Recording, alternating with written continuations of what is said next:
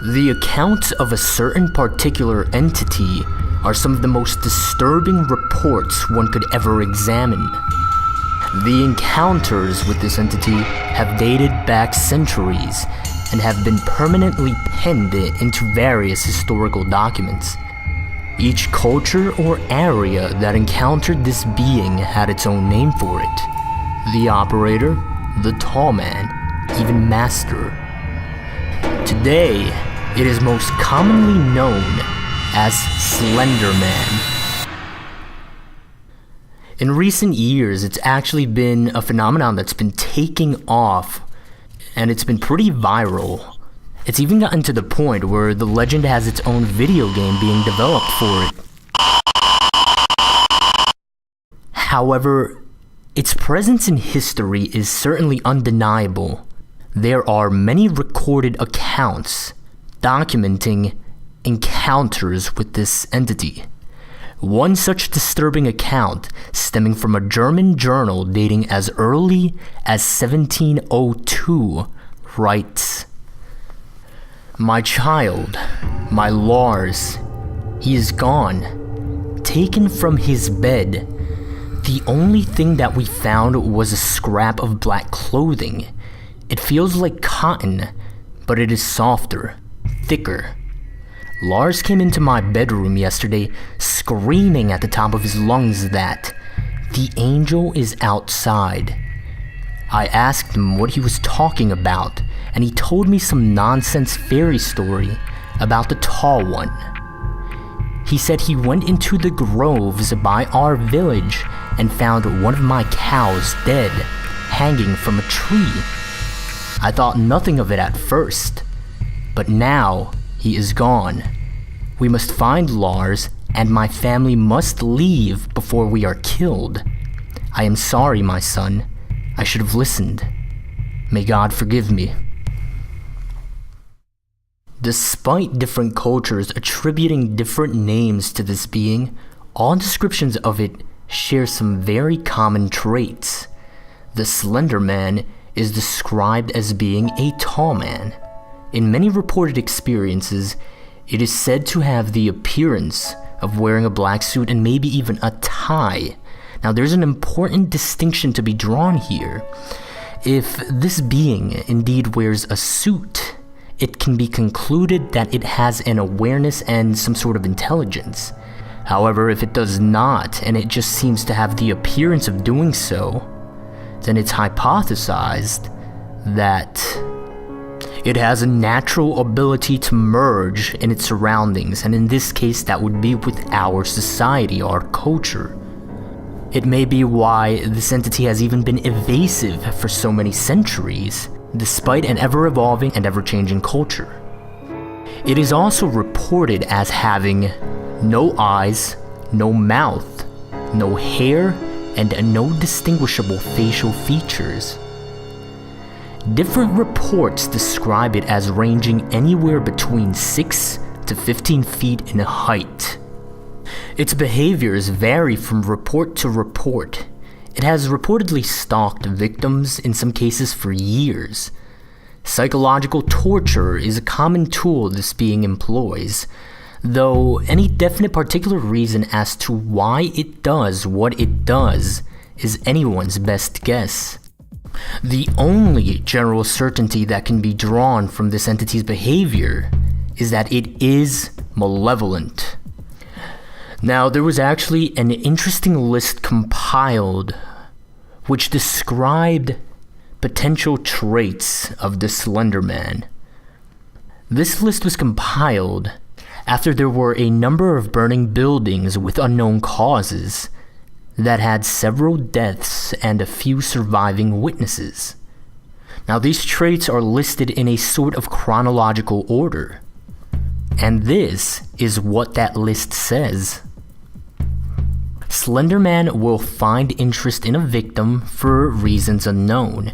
It would then contact the victim, and if it is a child, it'll present itself as friendly. The adults he stalks have a common trait. They have all been through a terrible tragedy in their life, even if the tragedy was made by Slender Man directly. If the victim is an adult, it would stalk the victim for long amounts of time, causing what is known as slender sickness. Now, slender sickness causes massive paranoia, nosebleeds, nightmares, hallucinations appearing only to the sick person, and many other dangerous symptoms. Eventually, and this is where it gets disturbing, eventually it would abduct the victim into whatever nearby forest there may be, where they would be killed. In messy cases, it may remove evidence of its existence by causing fire of their home, place of work, or school. Now here's one of the more recent findings about Slender Man, and this can get pretty disturbing. Slender Man uses, or is at least thought to use, what are called proxies. Now these proxies, they are people that behave in really strange ways. Oftentimes it is described as if they behave in ways that make them appear as if they are possessed. It is a kind of psychosis. However, it is unknown whether this psychosis is simply them speaking for themselves, or if it is actually Slender Man pulling the strings. In its most generalized form, you can consider these proxies insane individuals that are apparently under its control or influence. Now, this is because these proxies tend to act based on what this entity might want or need, sort of like servants. Now, the idea is that these people do all the physical interaction for it. Quite significantly here is the idea that they might even destroy or even leave evidence for it. They may even serve as sort of a communication medium, which is really disturbing considering the potential forms of media that they can communicate through.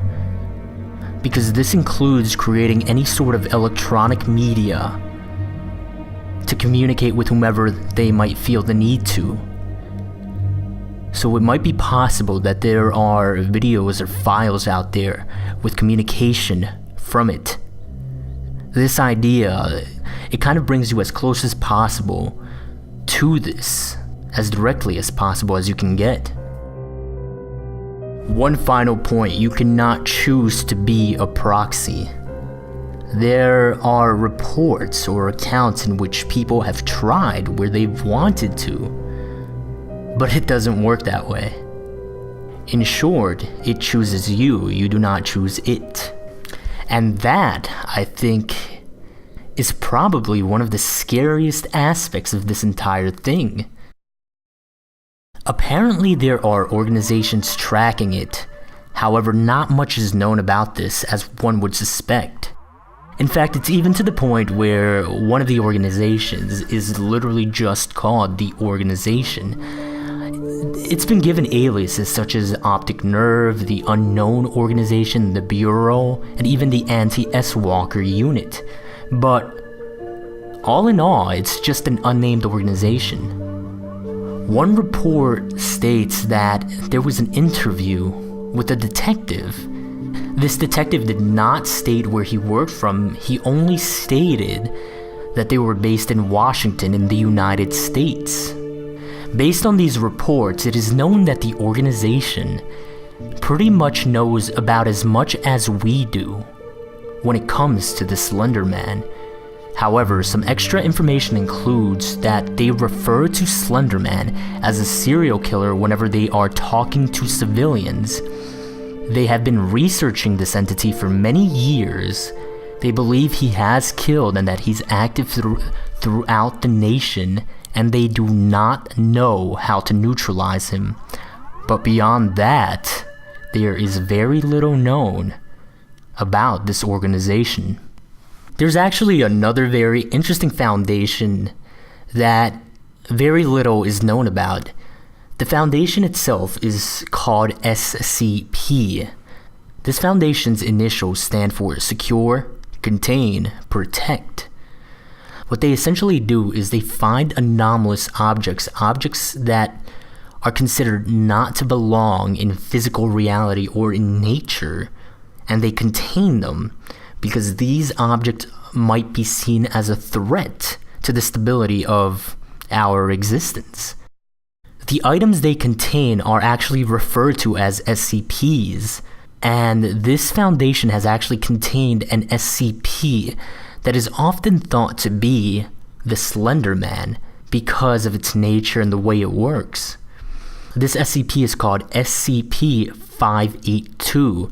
Its alias is Bundle, and here's a description directly from the SCP archives. SCP-582 is an adaptive, self-propagating meme in the form of an entity most often referred to as blank. It's blanked out. SCP-582's primary ability is passive reality modification.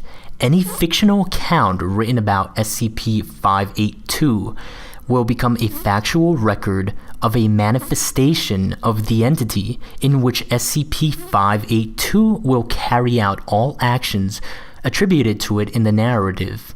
These manifestations will happen at whatever time and place is specified.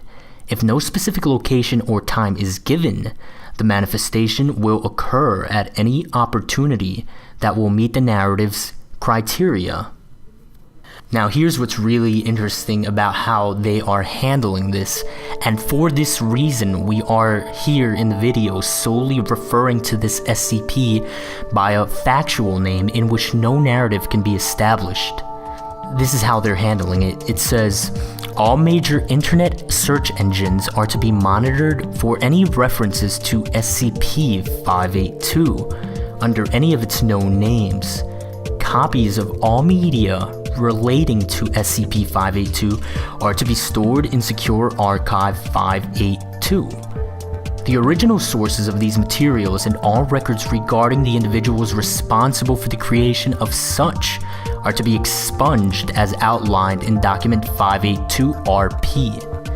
Now here are the specifics of how this relates to Slender Man. This SCP has been noted to share some abilities as Slender Man. For example, it appears or disappears at any place or at any time. But according to the SCP Foundation, Slender Man does not exist. And that's probably one of the more fascinating reasons. In the past decade, there have been increased reportings of encounters with the Slender Man. There is one interesting connection to note with another reported entity known as the Rake. Now, the Rake gives off what is known as sigma radiation. This is a type of energy signature that was unknown when it was first discovered, and it's still under investigation. This energy signature is not exactly radiation, but there was no other way to name it. It was something that was unknown. It was something new. And so sigma radiation was given as a way to label it and to identify it. This was found in the bloodstream of victims of the Rake.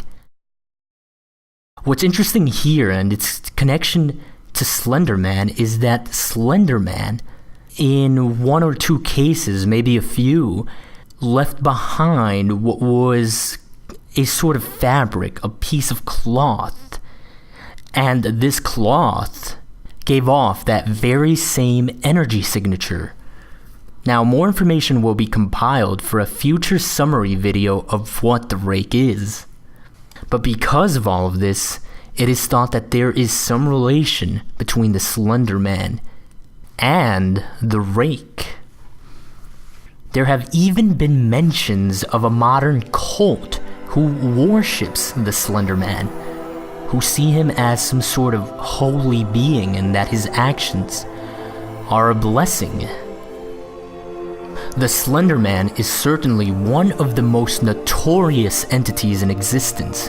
Quite possibly the most disturbing aspect of investigating the Slender Man is the inexact nature of its origin. Its malevolent, mysterious nature is one that garners a lot of deserved attention. This is what we know so far. There is still much to learn. New information is acquired and new hypotheses posed as further investigation is done. However, the costs of the little we find out are great, for there have been a startling number of victims and disappearances in recent times.